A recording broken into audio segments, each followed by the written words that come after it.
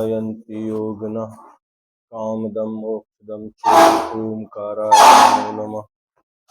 अविरल सद् घनुग्गा प्रक्षालति सकल भूतल मल कलंका मुनिभ्रोपासित तीर्थ सरस्वती हरतनो दुर्तान् अज्ञानतिमिरान् ध्यानां ज्ञानाञ्जनशलाकया चक्षुरुन्मीलितं येन तस्मै श्रीगुरुवे नमः। परम गुरुवे नमः। परम्पराचार्य गुरुवे नमः। सकल कलश विध्वंसकं श्रेयसां परिवर्तकं धर्म संबंधकं भव्य जीव मनः प्रतिबोधकारकां दम शास्त्रं श्री तत्वार्थमंजूषा जी नामधेयम् अस्य मूल ग्रंथ कर्तारा श्री सर्वज्ञ देवा ग्रंथ कर्तारा श्री गणधर देवा प्रति गणधर देवा तेषां वचनोन्सारमास श्रीमद् आचार्य प्रवर स्वामी उमा स्वामी आचार्येण वृष्टम मंगलम भगवान वीरो मंगलम गौतमो गणि मंगलम कुंद कुंदारियो जैन धर्मोस्तु मंगलम सर्वमंगलमांगल्यं सर्वकल्याणकारकं प्रधानं सर्वधर्माणां जैनं जयतु शासनं मोक्षमार्गस्य नेतारं भेत्तारं कर्मभूभृतां ज्ञातारं विश्वतत्त्वानां वन्दे तद्गुणलब्धये पंच परमेष्टि भगवान की जय। संत श्रोमणी आचार्य गुरुवर श्री विद्यासागर जी महामुनिराज की जय। परम पूज्य आचार्य श्री समय सागर जी महाराज की जय। तत्वार्थ मंजूषा प्रश्न नंबर 222। प्रश्न नंबर 7। स्पर्धक किसे कहते हैं? सर्व जीव राशि के अनंत गुणे प्रमाण। ऐसे सर्व जगन अविभागी परिच्छेदों की राशि को एक वर्ग कहते हैं। इसी प्रकार सर्व जगन अविभागी परिच्छेदों के सर्व जीव राशि से अनंत गुणे प्रमाण राशि रूप वर्ग बनाने चाहिए। इस समगुण वाले समसंख्यक वर्गों के समूह को वर्गणा कहते हैं। अनंतानंत परमाणुओं के जो समूह है वो वर्ग होता है, वो वर्गों के समूह को वर्गणा कहते हैं। पुनः एक अविभागी परिच्छेद अधिक गुण वाले के सर्व जीव राशि के अनंत गुणे प्रमाण राशि रूप वर्ग बनाने चाहिए। उन वर्गों के समूह की वर्गणा बनाना चाहिए। इस प्रकार एक एक अविभागी परिच्छेद बढ़ाकर वर्ग और वर्ग समूह रूप वर्गणाएं तब तक बनानी चाहिए जब तक कि एक अधिक अविभागी प्रतिच्छेद मिलता जाए। इस क्रम से वृद्धि और हानि वाली वर्गणाओं के समुदाय को एक स्पर्धक कहते हैं। ये स्पर्धक कितने प्रकार के होते हैं? स्पर्धक दो प्रकार के होते हैं, सर्वघाती स्पर्धक और देशघाती स्पर्धक। सर्वघाती स्पर्धक आत्मा के सर्व प्रकार के गुणों को आच्छादन करने वाली जो कर्मों की शक्तियां हैं उनको सर्वघाती स्पर्धक कहते हैं। जैसे केवल ज्ञानावरण कर्म के सर्वघाती स्पर्धकों का उदय रहने से किंचित भी केवल ज्ञान प्रकट नहीं होता। सर्वघाती का काम ही है कि संपूर्ण रूप से आत्मा के उन गुणों को रोक के रखना, ढाक के रखना, आच्छादन करना। देशघाती स्पर्धक विवक्षित एक देश से जो आत्मा के गुणों का आच्छादन करने वाली कर्म शक्तियां हैं वे देशघाती स्पर्धक कहलाती हैं। जैसे मति ज्ञानावरण कर्म के देशघाती स्पर्धकों का उदय रहते हुए मति ज्ञान प्रकट रहता है। देशघाती के उदय में तो ज्ञान रहता है लेकिन सर्वघाती के उदय में नहीं रहता है। एक उदय स्थान समय में कितने स्पर्धक होते हैं? एक उदय स्थान में सिद्धों के अनंतवें भाग और अभव्य राशि से अनंत गुणे स्पर्धक होते हैं। एक समय में एक जीव के कितने कर्म उदय में आते हैं? उन उदय में आने वाले कर्मों के समूह की संख्या बोलते स्पर्धक। तो स्पर्धक कितने होंगे? उस सिद्धों के अनंतवें भाग और अभव्य राशि से अनंत गुणे। जैसे सामान्य से सिद्ध कितने हैं? मान लो 20, है ना। और अनंतमा भाग कितना है? 4। तो 4 का भाग दो 20 में, तो कितने आएंगे? 5। तो सिद्धों के अनंतवें भाग और अभव्य राशि कितनी है? 5। तो 5 में 4 का गुणा कर दो तो 20 हो जाएंगे, या 20 में 4 का भाग दो तो 5 आएंगे। ऐसे सिद्धों के अनंतवें भाग और अभव्य राशि से अनंत गुणे स्पर्धक होते हैं। छायोपसमिक ज्ञान कौन कौन से हैं एवं इनमें छायोपसमिकपना क्यों है? तो छायोपसमिक ज्ञान 4 हैं। मति ज्ञान, श्रुत ज्ञान, अवधि ज्ञान और मनःपरे ज्ञान। वीर्यांतराय और मति श्रुत ज्ञानावरण के सर्वघाती स्पर्धकों का उदय 6 एवं आगामी उदय में आने वाले उन्हीं का सर्वघाती स्पर्धकों का सदवस्थारूप उपशम होने पर तथा देशघाती स्पर्धकों का उदय होने पर मति ज्ञान एवं श्रुत ज्ञान होता है। इसी प्रकार अवधि ज्ञान एवं मनःपरे ज्ञान के भी स्वावरण क्षयोपशम के भेद से छायोपशमिकपना जानना चाहिए। स्वावरण माने अवधि ज्ञानावरण और मनःपरे ज्ञानावरण। अवधि ज्ञान के लिए अवधि ज्ञानावरण का क्षयोपशम और मनःपरे ज्ञान के लिए मनःपरे ज्ञानावरण का क्षयोपशम पना जानना चाहिए। देशघाती स्पर्धकों के अनुभाग तारतम्य हीनाधिकता से छायोपम ज्ञान में भेद होता है, क्योंकि वे कर्म का उदय प्रत्येक जीव का प्रति समय एक जैसा नहीं रहता, वो घटता बढ़ता रहता है। तो घटने बढ़ने से वो ज्ञान में भी हीनाधिकता पाई जाती है, भेद होता है। जैसे किसी का मति ज्ञान अधिक और किसी का कम होता है। मति ज्ञान आदि के लक्षण वहाँ राजवार्तिक से अपन देख सकते हैं, और भी विस्तार से यदि पढ़ना है तो। छायोपशमिक अज्ञान कौन कौन से हैं एवं छायोपशमकत्व क्यों है? तो छायोपशमिक अज्ञान 3 है। 5 तो ज्ञान है और 3 अज्ञान। मति अज्ञान, श्रुत ज्ञान और विभंगावधि ज्ञान। इनमें मति ज्ञान आदि के समान ही छायोपशमकत्व समझना चाहिए। इनमें ज्ञान एवं अज्ञान का विभाग मिथ्यात कर्म के उदय और अनुदय से होता है। आवरण के रहते हुए भी आवरणीय ज्ञान का एक देश जहाँ पर उदय में पाया जाता है, उसी भाव को छायोपशमिक नाम दिया गया है। इसलिए अज्ञान को छायोपशमिकपना विरोध को प्राप्त नहीं होता, अथवा ज्ञान के विनाश का नाम क्षय है, उस क्षय के उपशम का नाम एक देश क्षय है, उसकी क्षयोपशम संज्ञा है।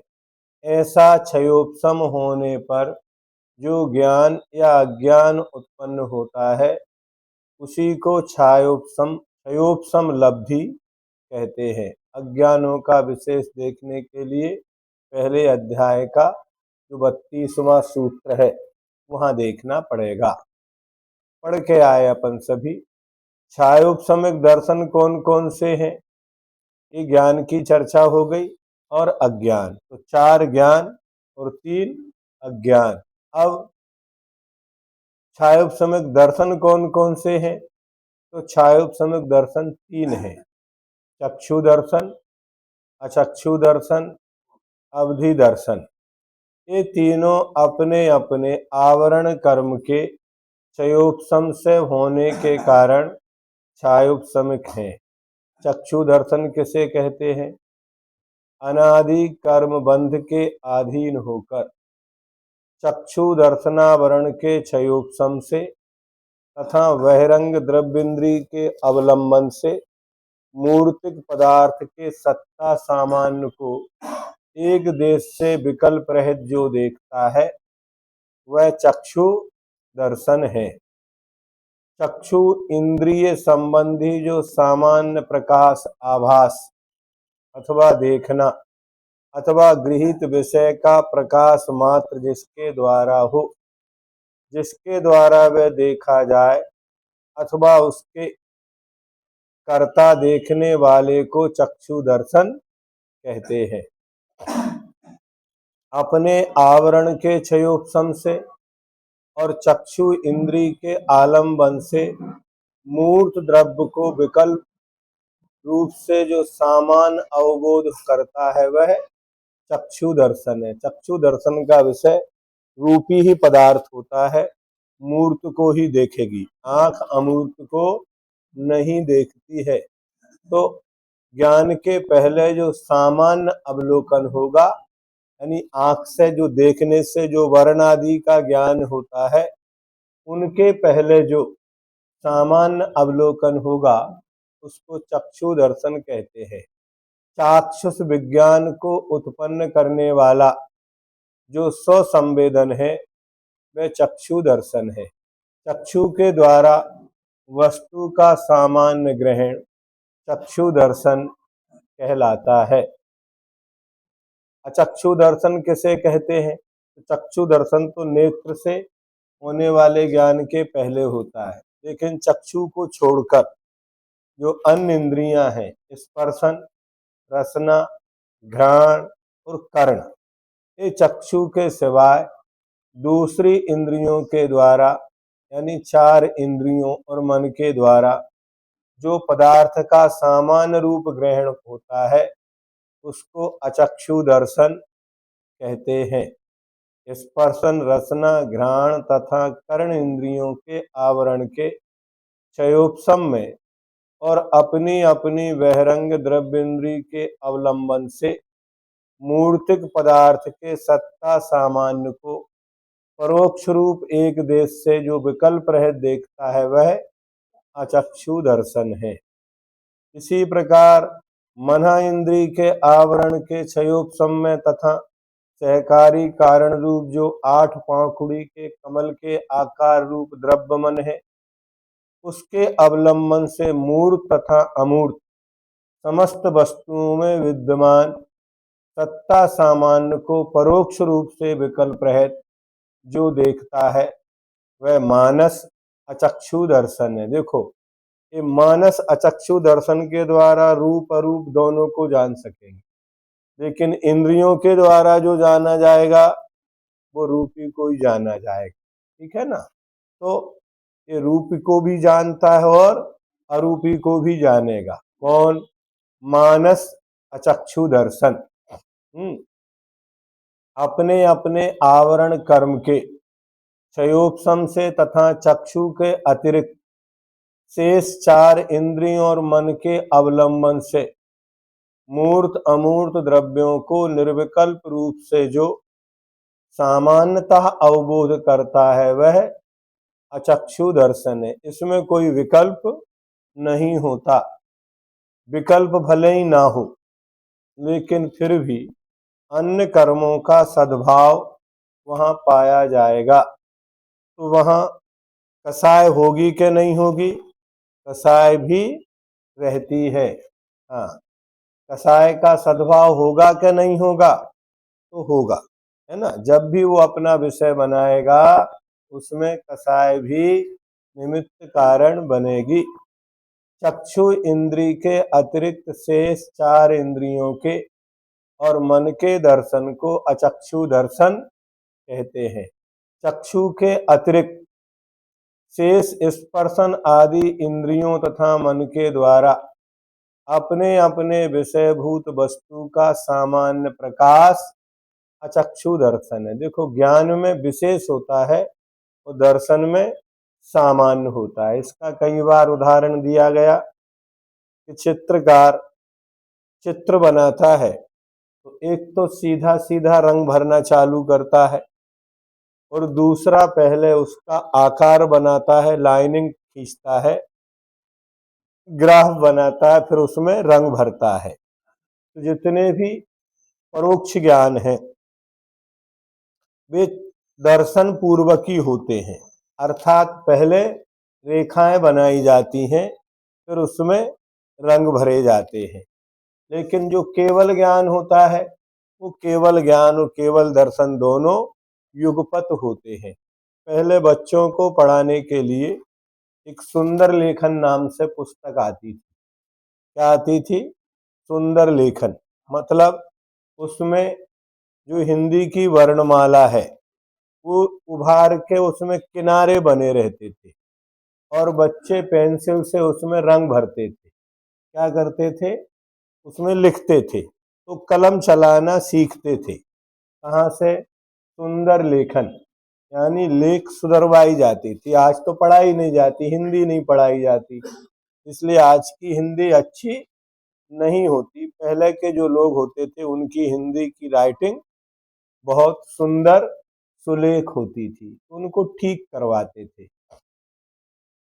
चक्षु के अतिरिक्त 4 इंद्रिय और मन विषयक इन दर्शनों के लिए अचक्षु दर्शन ऐसा एक निर्देश किस लिए किया है? तो इन 5 दर्शनों की परस्पर प्रत्यासत्ति जतलाने के लिए एक निर्देश किया है।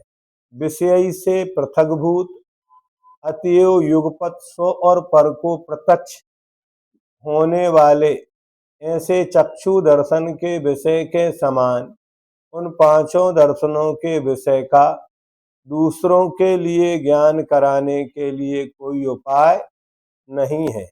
इसकी समानता 5 ही दर्शनों में है, यही उनमें प्रत्यासत्ति है। मतलब जिसके होने पर जो होता है उसको बोलते प्रत्यासत्ति, है ना। जैसे जिस पर्याय में जीव जाएगा तो उस पर्यायगत परिणाम उस जीव में पाए जाते, वो कहलाती पर्याय की प्रत्यासत्ति, है ना। जैसे सुकौशल की माँ जिस समय माँ थी तो अलग परिणाम थे, अब सिंघनी बन गई तो सिंघनी के परिणाम हो गए। ये किसकी होने से हुआ? तो उस पर्याय की प्रत्यासत्ति। ऐसे ही जब जीव नरक में पहुंच जाता है तो उस क्षेत्र की प्रत्यासत्ति होती है, समझे ना। तो ऐसे ही यहाँ पर किसके द्वारा प्रत्यासत्ति बना रहे हैं? बोलो, इन 5 ही दर्शनों में है, अर्थात यही इनमें इन 5 दर्शनों की परस्पर प्रत्यासत्ति जतलाने के लिए 5 ही दर्शन परस्पर में क्या करते हैं? इंद्रियों के साथ अपना काम करते हैं। विषय से पृथकभूत अतएव युगपत स्व और पर को प्रत्यक्ष होने वाले, इस स्व को भी और पर को भी प्रत्यक्ष होने वाले ऐसे चक्षु दर्शन के विषय के समान उन 5 दर्शनों के, ये चक्षु दर्शन है, अलग अलग इंद्रियों के साथ लगाना।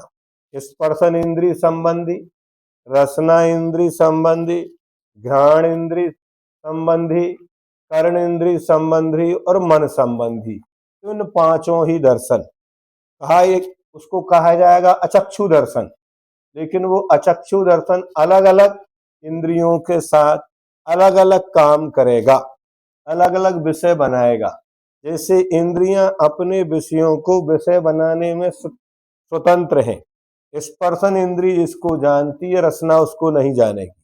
रसना जिसको जानती है उसके लिए घ्राण नहीं जानेगी, मतलब उसी प्रकार ये दर्शन भी अपने अपने विषय के पूर्व होते हैं, उसके साथ उनकी एक प्रत्याशक्ति है। जब उस संबंधी ज्ञान होगा, उस ज्ञान के पहले क्या होगा? दर्शन होगा। अवधि दर्शन किसे कहते हैं? अवधि ज्ञान के पूर्व समय में अवधि के विषयभूत परमाणु से लेकर महास्कंद पर्यंत मूर्त द्रव्य का जो सामान्य रूप से प्रत्यक्ष देखना, ग्रहण, प्रकाश, अवभाषण होता है, उसको अवधि दर्शन कहते हैं। इस अवधि दर्शन के अनंतर प्रत्यक्ष अवधि ज्ञान होता है। आत्मा अवधि दर्शनावरण के क्षयोपशम मूर्त वस्तु में सत्ता सामान्य को एक देश प्रत्यक्ष से विकल्प रहित जो देखता है, वह अवधि दर्शन है। अपने आवरण के क्षयोपशम से ही मूर्त द्रव्य को अविकल्प रूप से जो सामान्यता अवबोध करता है, वह अवधि दर्शन है। देखो, अवधि दर्शन मूर्त को ही जानेगा, अमूर्त को नहीं जानेगा।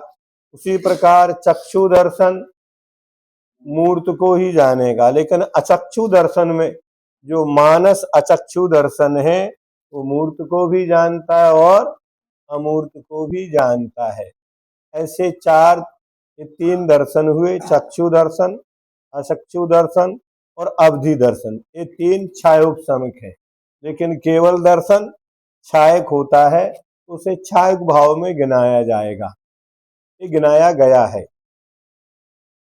अब 5 लब्धियां, छायोपशमिक लब्धियां कौन कौन सी हैं? तो छायोपशमिक लब्धियां 5 हैं: दान, लाभ, भोग, उपभोग और वीर्य।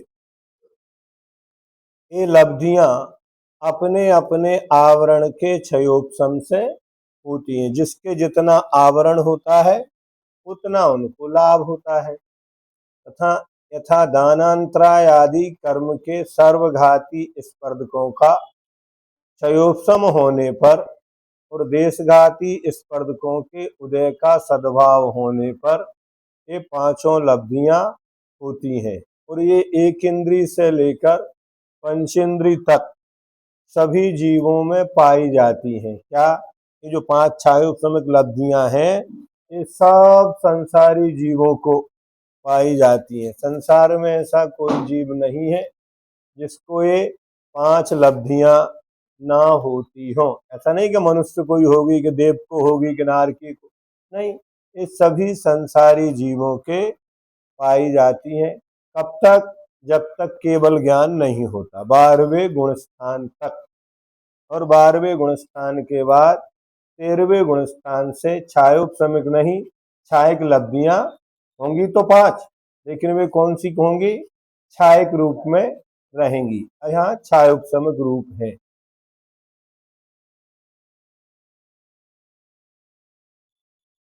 छायोपशमिक सम्यक्त किसे कहते हैं?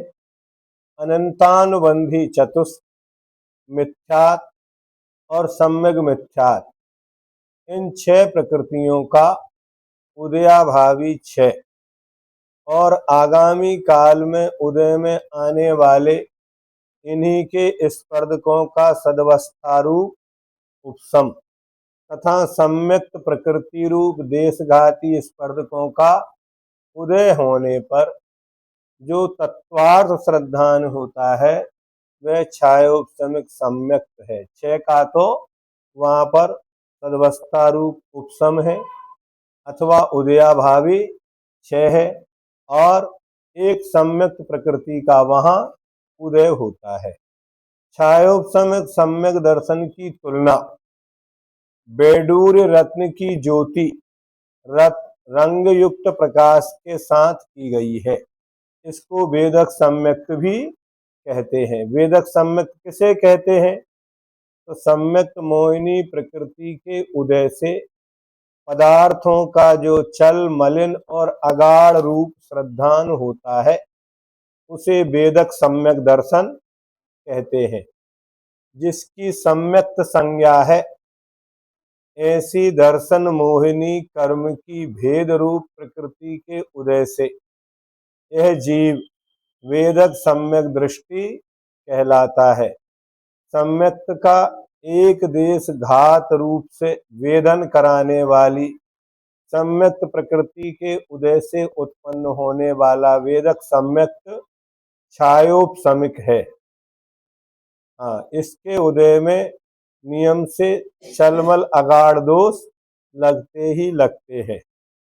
सम्यक्त प्रकृति रूप देशघाती स्पर्धकों की अनंत गुणी हानि होने से उदय में आए हुए अति अल्प देशघाती पने की अपेक्षा उपशांत हुए उनका चूंकि क्षयोपशम नाम दिया है, इसलिए उस क्षयोपशम से उत्पन्न जीव परिणाम को क्षयोपशम लब्धि कहते हैं। उसी क्षयोपशम लब्धि से वेदक सम्यक्त होता है। उस सम्यक्त प्रकृति का उदय उन जीवों के बना रहता है। उसके कारण जैसे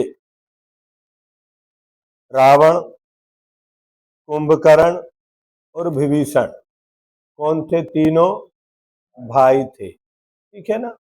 अब वे तीनों भाई एक ही पिता की संतान थे, ठीक है। अब विभीषण एक तरफ हो गया और रावण कुंभकर्ण एक तरफ हो गया। क्या? अब विभीषण कहाँ आ गया? राम के पास।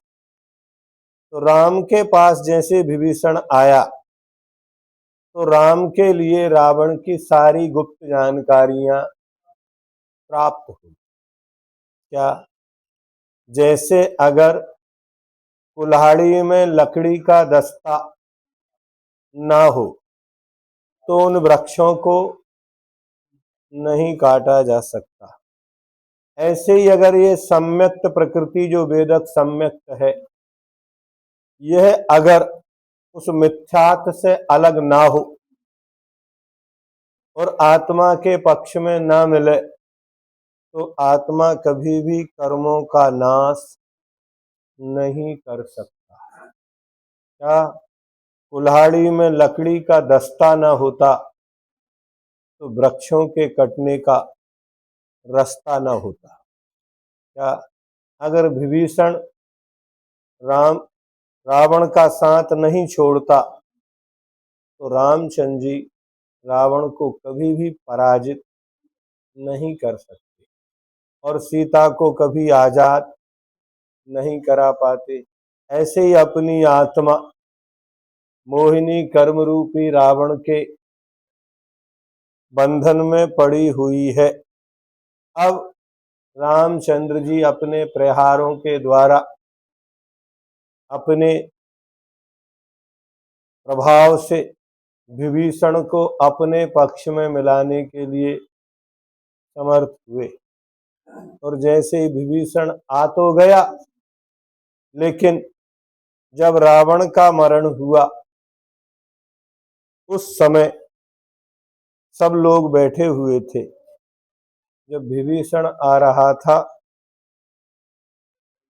तो भामंडर आदि ने रामचंद्र जी को सचेत किया, देखो विभीषण आ रहा है। आखिर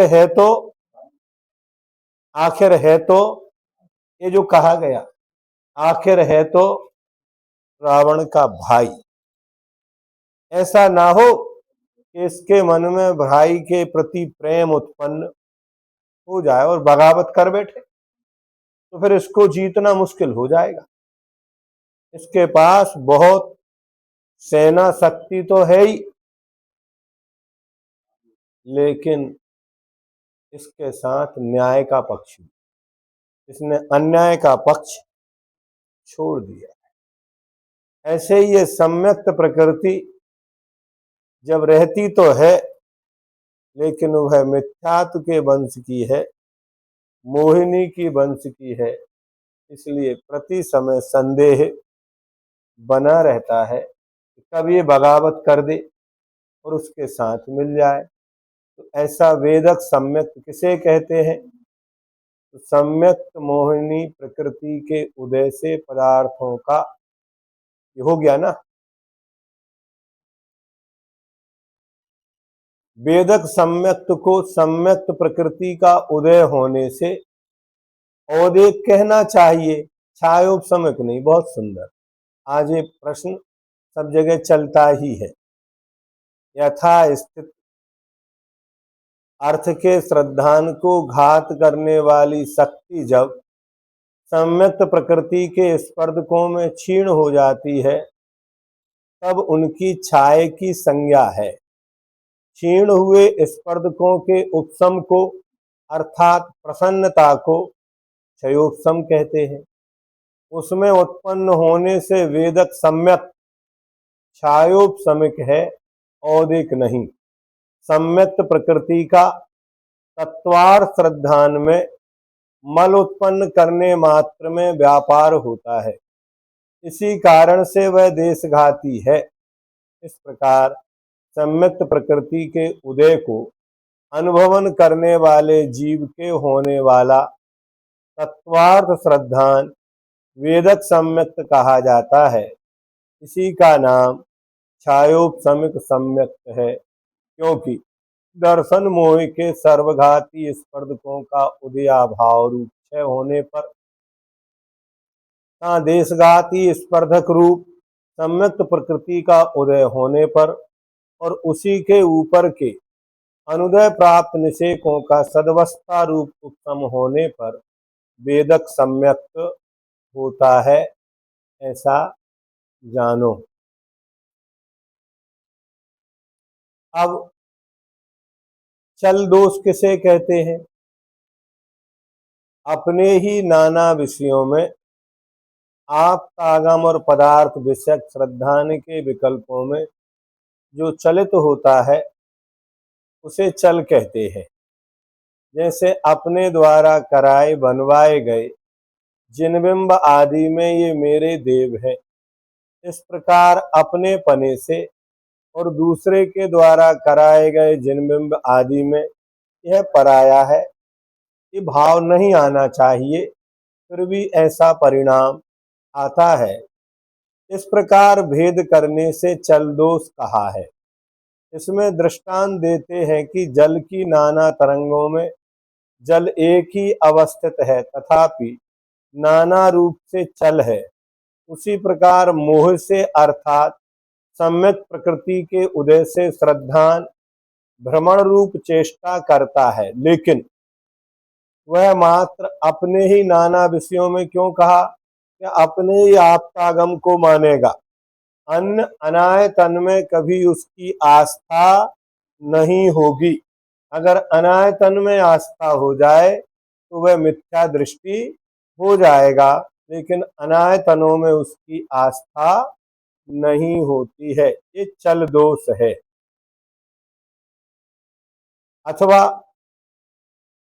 वृद्ध पुरुष के हाथ में जो लाठी होती है वो कांपती है, लेकिन लग तो रहा है कि वो चल रही है, लेकिन रखी अपने स्थान पर ही जाती है।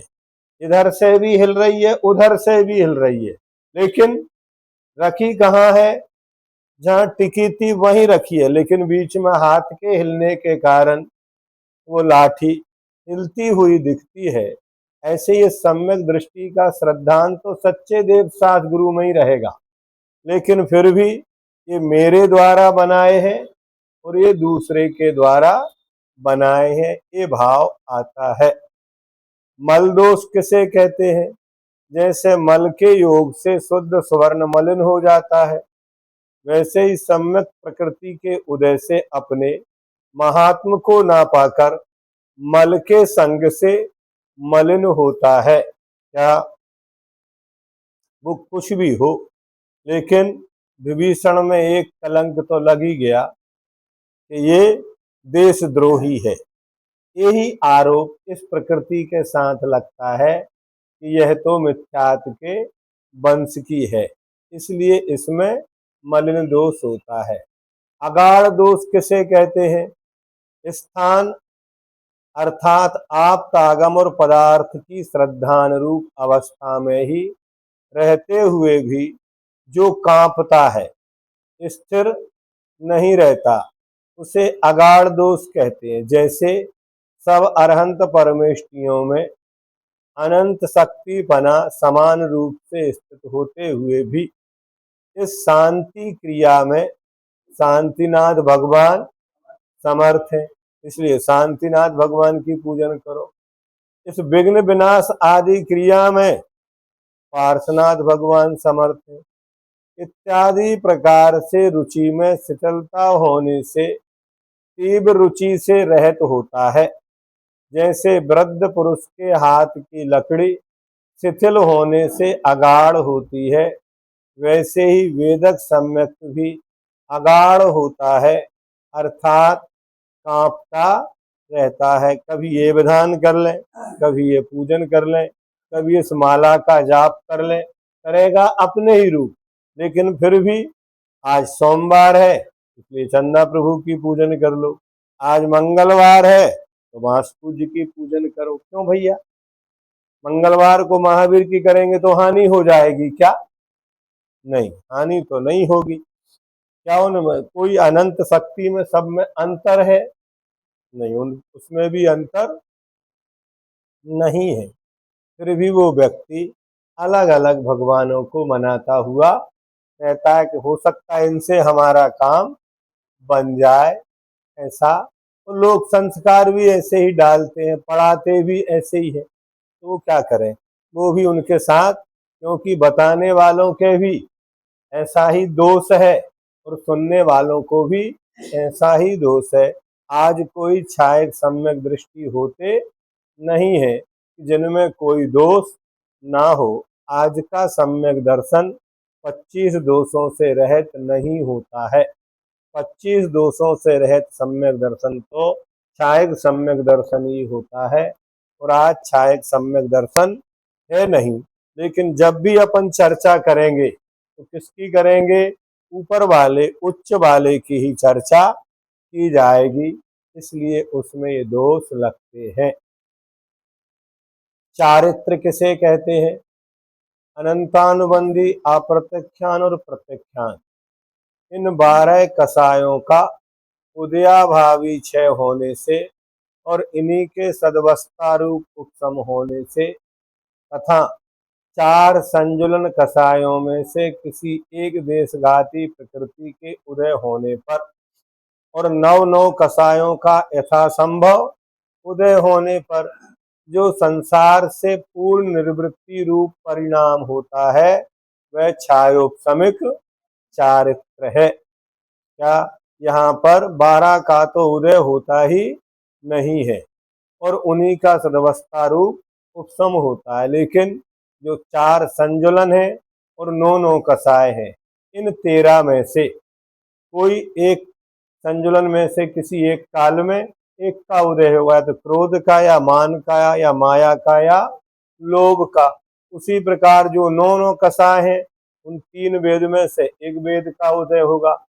उसी प्रकार हास्य रति आदि में भी जो युगल है वो हास्य और रति होंगे तो अरति और शोक नहीं होंगे।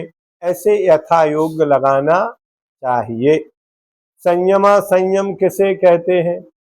तो अनंतानुबंधी और अप्रत्यक्षानुरूप 8 कसायों के स्पर्धकों का उदयाभावी क्षय तथा आगामी काल में उदय में आने वाले सर्वघाती स्पर्धकों का सदवस्था रूप उपशम और प्रत्यक्षान कसाय का उदय, संजुलन कसाय के देशघाती स्पर्धकों का उदय और यथासंभव 9 कसाय का उदय होने पर विरत अविरत परिणाम संयमा संयम परिणाम उत्पन्न करने वाला छायोपशमिक संयम होता है।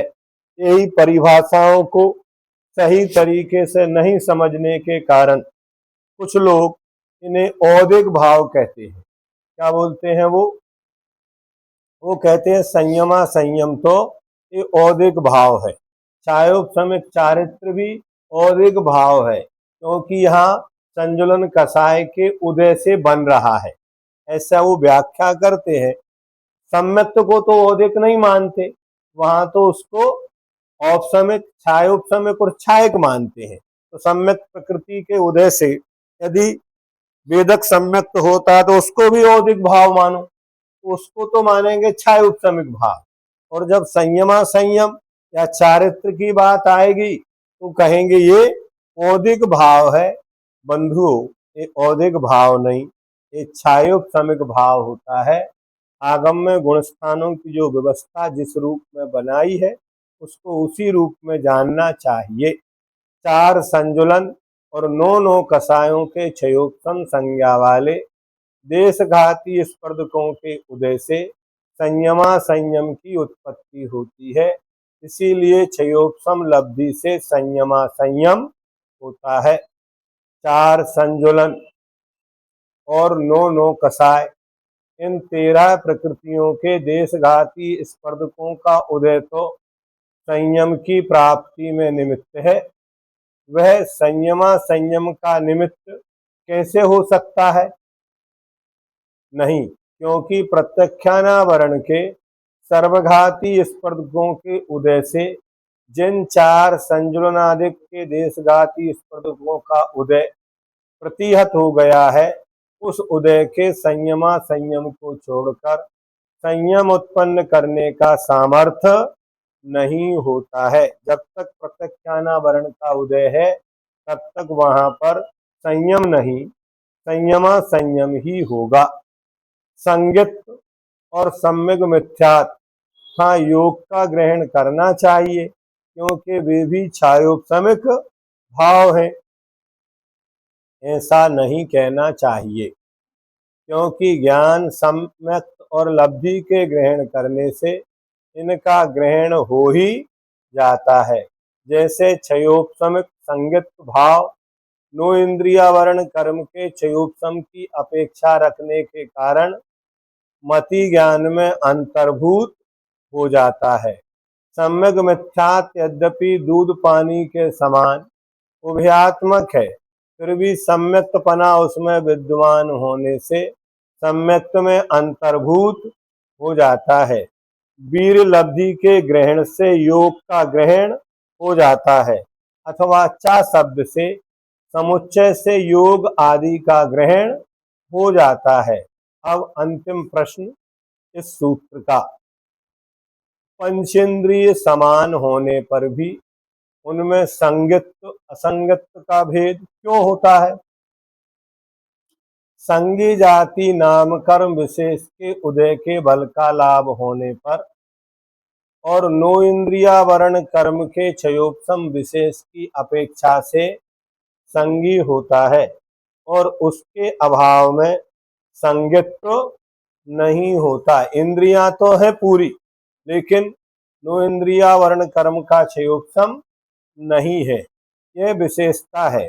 जैसे एक इंद्रिय जाति नाम कर्म के उदय विशेष की अपेक्षा एक इंद्रिय के क्षयोपशम होता है, उससे एक इंद्रिय आदि के भेद होते हैं। इस प्रकार यह छायोपशमिक भाव के 18 भेदों का वर्णन 28 सूत्रों प्रश्नों के माध्यम से किया गया। अब ये अपन कल पढ़ेंगे। जावानी के ज्ञान पे सूझे लोकालोक, सोवानी मस्तक नमु।